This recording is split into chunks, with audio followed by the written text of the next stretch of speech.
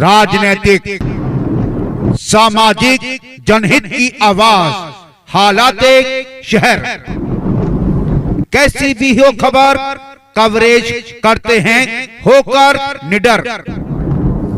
जमीनी हकीकत का सच देखने के लिए देखते रहिए न्यूज हालात शहर हल्द्वानी से।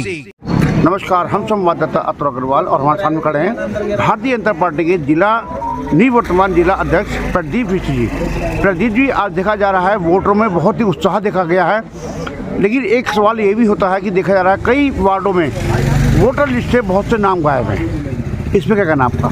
बिल्कुल, अभी देखने में आ रहा है कि कई लोगों के नाम नहीं हैं और कई लोगों के नाम इधर उधर हैं। मैं सभी जो आपके चैनल के माध्यम से सुन रहे हैं उनसे आग्रह करना चाहता हूं, कहीं वोटों के नाम आगे पीछे पेज में भी हुई है, जिसके परिवार के सदस्यों के साथ ना होकर अगल बगल में भी आ गया है, उसको भी सब हमारे कार्यकर्ता ढूंढकर सभी लोगों को बताने का कार्य कर रहे हैं। लेकिन आपने कहा भारी उत्साह है, बिल्कुल यह लोकतंत्र का पर्व है और हमारी स्थानीय सरकार बनने जा रही है। लगता है कि जिस प्रकार लोगों में उत्साह, लोगों ने धामी जी के काम में मोहर लगा दी है, लोगों ने मोदी जी के काम पर मोहर लगा दी है और भारतीय जनता पार्टी हल्द्वानी नगर निगम के साथ आज बहुत ज़्यादा वार्डों को जीतने जा रही है। ऐसा उत्साह का वातावरण दिखाई देता है। वहीं हमने अभी विपक्ष के एक नेता जी से बात करी तो उनका आरोप यह है जो नाम लिस्ट में नाम काटे गए हैं, ये सत्ता पक्ष के जो प्रत्याशी हैं यानी कि वार्ड मेंबर हैं, ये उनके कारनामे हैं। अब ऐसा लगता है कि कांग्रेस ने अपनी हार मानना शुरू कर दिया है। अभी तक तो वो ईवीएम को दोष देते थे, कभी किसी अन्य प्रकार को दोष देते थे। अब मेरे को लगता है कि और लगा के बैलेट पेपर से चुनाव हो रहा है और उसमें भी कांग्रेस को अपनी हार नजर आने लगी है। हमें कहना है कि हम आग्रह करते हैं कि हम तो लोकतंत्र पर विश्वास रखते हैं और अधिकतम लोग वोट करें। हमने हमेशा भारतीय जनता पार्टी ने इस बात का आह्वान करा है और कुछ कांग्रेस के लोगों को अन्य दिनों भी जनता के बीच में, समाज के कार्यों के बीच में जाना चाहिए। उन्होंने देखना चाहिए अपने अपने स्थानों पर कहीं पर अगर कोई दिक्कत हो रही है। केवल चुनाव लड़ना ही राजनीतिक दल का काम नहीं है। भारतीय जनता पार्टी का संकल्प है, सेवा ही संकल्प है। हम इसको सेवा मानते हुए सारे कार्य को करते हैं और चुनाव को भी हम जनता की सेवा के माध्यम से अपने प्रतिनिधियों को आगे बढ़ाते हैं। वहीं एक और आरोप लगाया गया है कि जो वोटिंग हो रही है उसकी स्पीड काफ़ी धीमी जानबूझ की गई है, जो वोट ज़्यादा ना पड़े। नहीं, स्पीड बिल्कुल धीमी नहीं है। सारे कर्मचारी बहुत मुस्तैदी से काम कर रहे हैं। जहाँ पर भी कहीं ऐसा विषय आता है तो तुरंत प्रशासन उसकी व्यवस्था भी कर रहा है। हम तो इसी बात को कहते हैं, हम तो लगातार कहते हैं कि ईवीएम से पोलिंग ज़्यादा होती है और जल्दी होती है। अब कांग्रेस को अपने नेताओं को बताना चाहिए, राहुल गांधी जी को बताना चाहिए कि जो बैलेट का युग से पोलिंग थोड़ा स्लो होती है। अब हम लोगों के अभ्यास में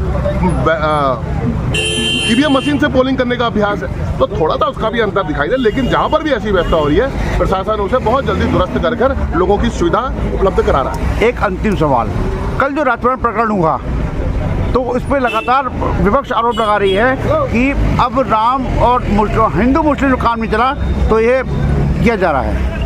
नहीं, कांग्रेस नहीं लगा रही है, कांग्रेस के प्रत्याशी लगा रहे हैं। हाँ, मतलब वही है। बड़ा दुर्भाग्य की बात है, एक षड्यंत्र के तहत जिसमें कोई व्यक्ति नहीं है, एक गाड़ी खड़ी हुई है, उस पर जाकर आप अनर्गल आरोप लगाने लगते हैं। अब आपका स्कूटर वहाँ पर खड़ा हुआ है, माननीय पत्रकार महोदय, वहाँ पर जाकर अगर कोई उसमें कुछ सामग्री रख दे, कुछ कर दे और कुछ लोग हल्ला करके कहें जी आपके अतुल जी के स्कूटर में तो तमाम चीज़ें प्राप्त हो गई और हल्ला मचाना और सोशल मीडिया के लिए एक इवेंट बना दें, तो ये कांग्रेस की षड्यंत्र की राजनीति सब लोग पहले से ही समझते हैं। ये कहीं ना कहीं हार की प्रत्याशी को भी समझते हैं, ललित जोशी जी को भी सब लोग समझते हैं कि वो किस प्रकार के छल प्रपंच की राजनीति छात्र राजनीति के जमाने से करते आते हैं। ये कहीं हार की बौखलाहट तो नहीं है? तो आपने कह दिया हार की बौखलाहट नहीं, अब उसमें मेरे को कहने की क्या जरूरत है? निश्चित तौर पर कल वो इन सब व्यवस्थाओं पर प्रश्न लगाने वाले हैं, बहुत बड़े अंतर से हारने वाले हैं और भारतीय जनता पार्टी, मैंने कहा, मोदी जी के कामों पर, धामी जी के कामों पर हल्द्वानी का नगर निगम अपनी जनता यहाँ पर अपनी मोहर लगाने जाए। तो जैसे पहले ईवीएम को दोष देते थे कि ईवीएम हैंग हो गई, ईवीएम की है, तो पेपर को भी दोष देंगे अब?